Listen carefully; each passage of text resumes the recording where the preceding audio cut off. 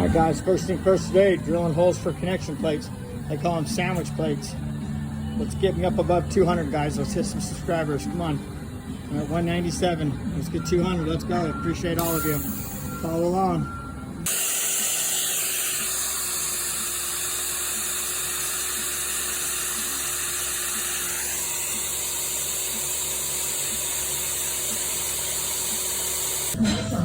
First one for the day. Let's go. Look like that one, we're done. Let you know how it goes. First one down. Alright. Killing it. Pushing weight, baby. Let's go, Big Daddy.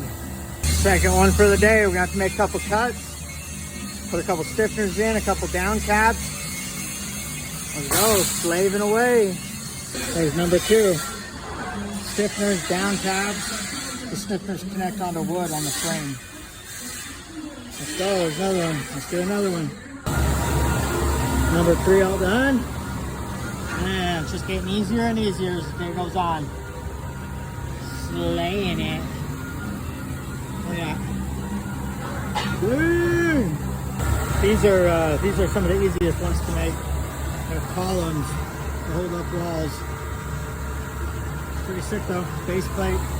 Base plate.